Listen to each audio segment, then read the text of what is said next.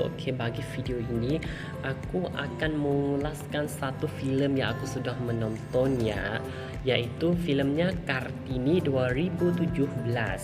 Ya. Okey, mari kita dengar tokoh-tokoh dulu ya. Tokoh utama ialah Kartini.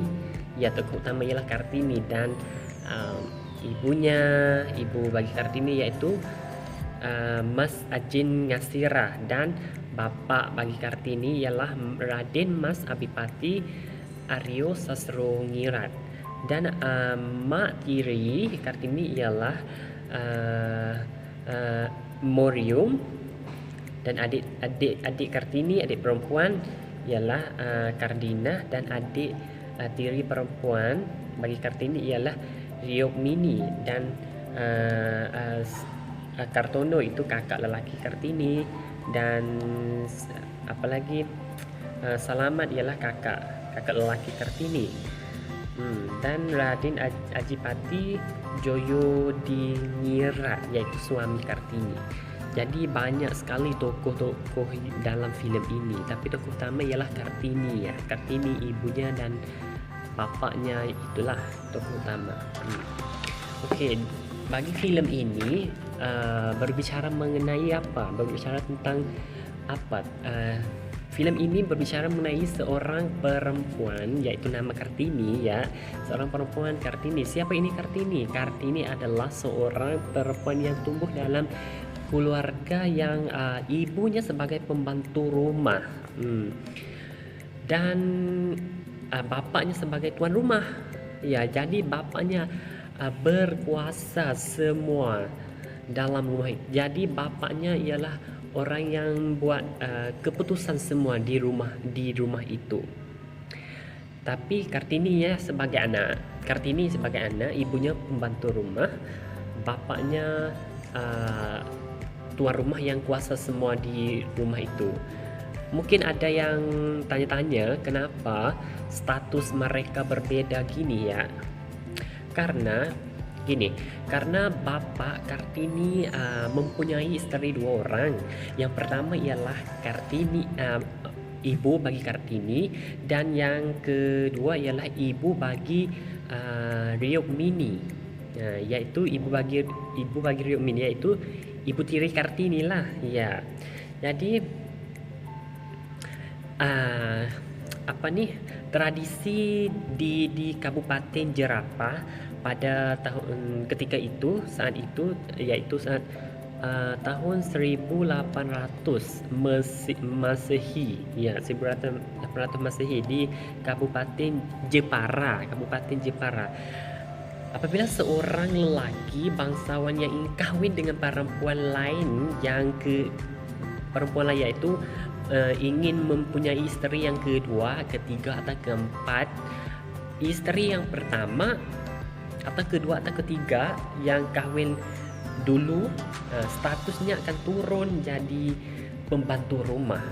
Berarti ibu Kartini ialah isteri yang pertama, dan bapaknya kahwin dengan isteri yang kedua yaitu Morium. Maka ibu Kartini pun statusnya turun jadi pembantu rumah. Ya, itulah tradisi Kabupaten Jepara pada saat itu. Okey, dalam filem ini apalagi yang kita dapat? Satu perkataan yang saya sering dengar dalam filem ini, yang saya sering tokoh-tokoh katakan ialah Raden Ayu. Apa itu Raden Ayu? Apa itu maksud dengan Raden Ayu? Kalau banding dengan sekarang ni macam seperti sulit dibanding. Okey, gini ya, dalam filem ada satu kalimat yang bapa Kartini tanya Kartini. Kalimatnya, "Kartini, apakah kamu sanggup menjadi Raden Ayu?" Kalau banding dengan kalimat biasa, Kartini, apakah kamu sanggup untuk berkahwin? Ya, kamu sanggup untuk berkahwin atau tidak? Ya, Raden Ayu ni guna untuk perempuan yang akan kahwin, dan guna untuk perempuan saja, tidak guna untuk lelaki. Dan perempuan itu harus kahwin dengan lelaki bangsawan, yaitulah Raden Ayu. Dan apalagi yang saya dapat dalam filem ini, ya saya mulai mengenai Kartini dulu. Kartini adalah perempuan yang yang cerdas, dan dia ingin lanjut bersekolah, dan dia gak mau menjadi Raden Ayu, ya. Itu ya. Satu lagi, kalau perempuan yang hendak menjadi Raden Ayu, dia harus menjalani pengitan, dan dia dikurung di dalam rumah, di dalam kamar dia sejak menstruasi pertama, dan menanti laki-laki bangsawan melamarkan dia untuk menjadi isteri yang kedua, atau yang pertama, atau yang ketiga. Ya, itulah Raden Ayu.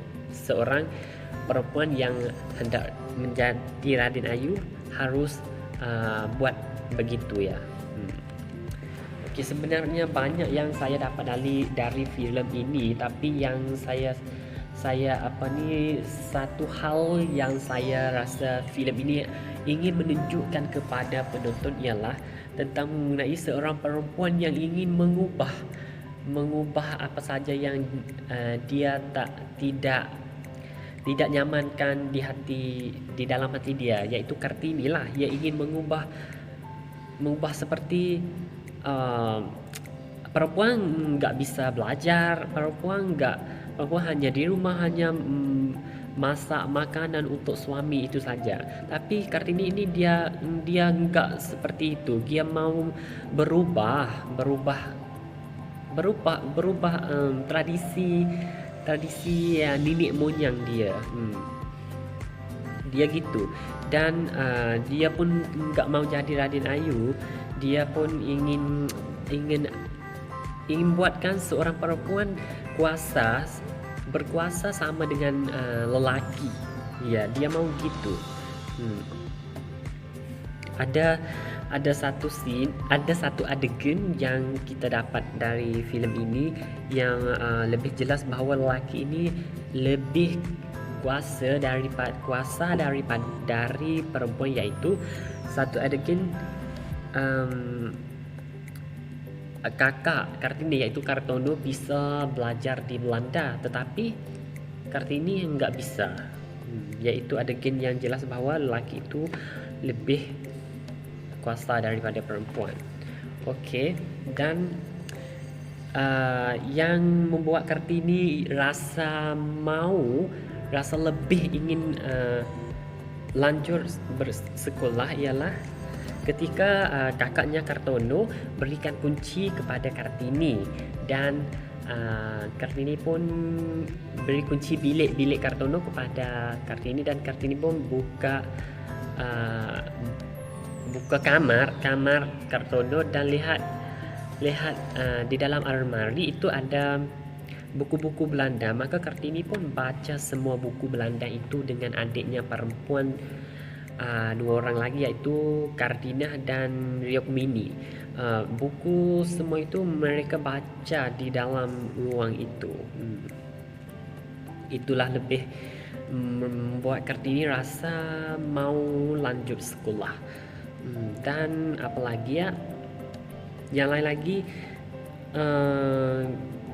Kartini cari jalan untuk lanjut sekolah. Ada yang hubungkan dengan teman-teman bapaknya, yaitu orang Belanda. Ada hubung dengan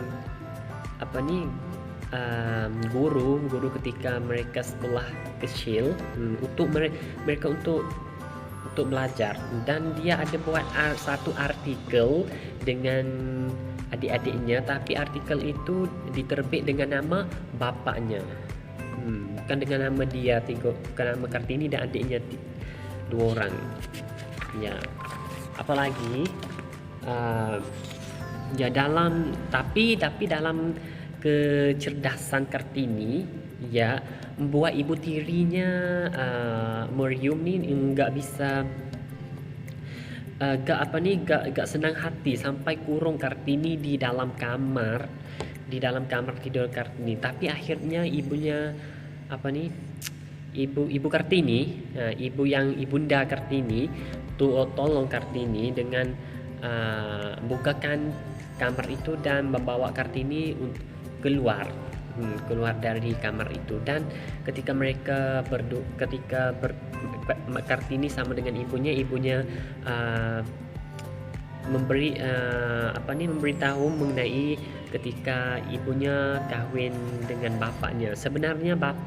Ibunya mengata sebenarnya bapaknya nggak mau kawin istri yang kedua, tetapi harus buat begitu. Sebenarnya bapaknya kasih kepada Kartini dan emaknya. Ya, apa yang kita dapat dari cerita ibunya, yang kita dapat ialah sebenarnya bapaknya sangat kasih kepada Kartini dan kepada emaknya. Yang itu yang kita dapat. Tapi bapaknya pun harus buat begitu oleh karena iya ada alasan ya dia buat begitu. Mungkin ada yang tanya akhirnya macam mana filem ini, apakah Kartini kahwin dan apakah Kartini lanjut sekolah ya. Akhirnya Kartini kahwin dan dia tidak bisa lanjut sekolah. Dia dapat berita dari sekolah yang dia akan hubungi setelah dia sudah kahwin, dia baru dapat cerita. Tapi dia gak lanjut lah karena dia sudah kahwin. Dia kahwin dengan siapa? Dengan lelaki yang sudah ada istri, tetapi istrinya meninggal dunia dan tinggal anak 2 atau 3 orang dengan lakinya. Anak 3 orang, istrinya meninggal dunia dan ada bapa. Jadi Kartini kahwin dengan laki ini dan Kartini pun harus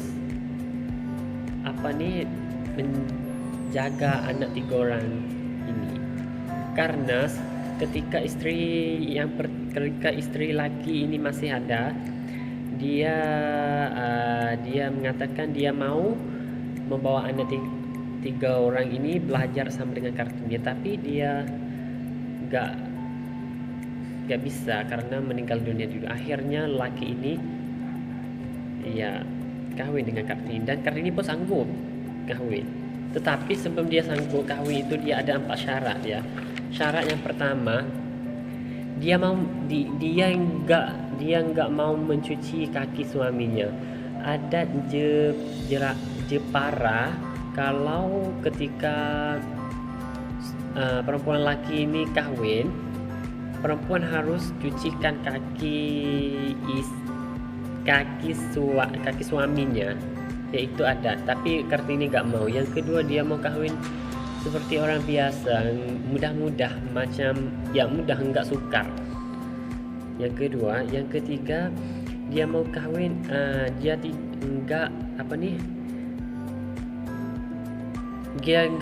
dia mau suaminya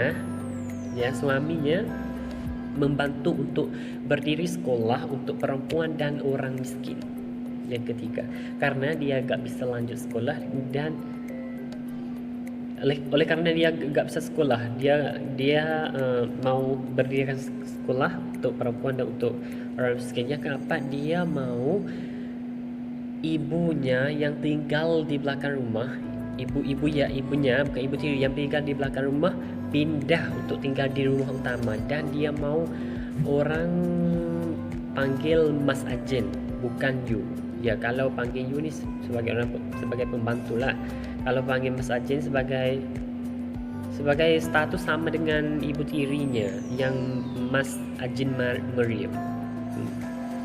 Itulah yang saya dapat dalam filem Kartini ya.